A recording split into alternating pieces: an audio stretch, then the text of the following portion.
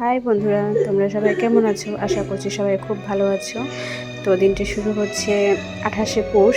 সেদিন আমাদের দাদু ঠাকুমার আর কি বাৎসরিক ছিল। তো সেই উপলক্ষে বাড়িরই আমরা সকলে মিলে একটু আয়োজন করেছিলাম। তো সেটারই আয়োজন করা হচ্ছে। চলো তোমরা বাস দেখতে থাকো।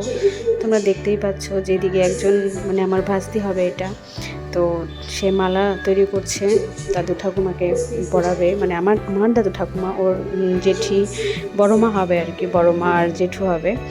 তো এদিকে আমার বড় যা রান্না করছিল, মানে এটা সবজি রান্না করছে। আর তখন তো দেখলে যে সবজি কাটাকাটি চলছিল। তো এটা হচ্ছে খিচুড়ির জন্য মশলা দিচ্ছিল। তারপরে একটু খিচুড়ি রান্না হয়েছে, সবজি রান্না হয়েছে, বাস 5 রকমের ভাজি আর পায়েস এইসবই রান্না হয়েছিল। তো তোমরা দেখতে থাকো। দেখো আমার শ্বশুরমশাইও হাত লাগিয়েছে এটাতে রান্না করতে। আমাদের বাড়ির সবাই খুব উৎসাহী এইসব বিষয়ে। তো সবাই রান্নাবাড়ি করতে সবাই একটু বেশ আগ্রহী থাকে। তো তোমরা দেখতে থাকো, চলো কী হচ্ছে। আর তোমরা সবাই একটু লাইক কমেন্ট আমাকে একটু সাপোর্ট করো, আর সাবস্ক্রাইব করে দিও আমার এই চ্যানেলটা। চলো দেখতে থাকো।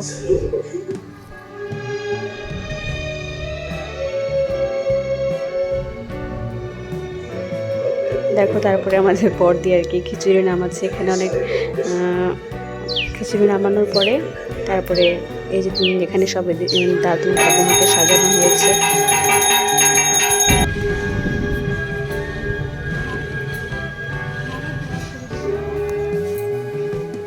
তারপর একে একে ওনাদেরকে শ্রদ্ধাঞ্জলি জানিয়ে প্রণাম করে সকলের আশীর্বাদ নিয়ে তারপরে আমরা প্রসাদ বিতরণ করেছিলাম পাড়ার সকলকেই। তো প্রসাদ বিতরণ করা হয়ে গেল। তোমরা জানিও কেমন লাগলো। ভালো লাগলো অবশ্যই লাইক কমেন্ট সাবস্ক্রাইব করে দিও, আর পাশে থেকে আমাকে অবশ্যই একটু সাপোর্ট করো। ওকে, বাই। আজকের ভিডিওটা এই পর্যন্তই। টাটা।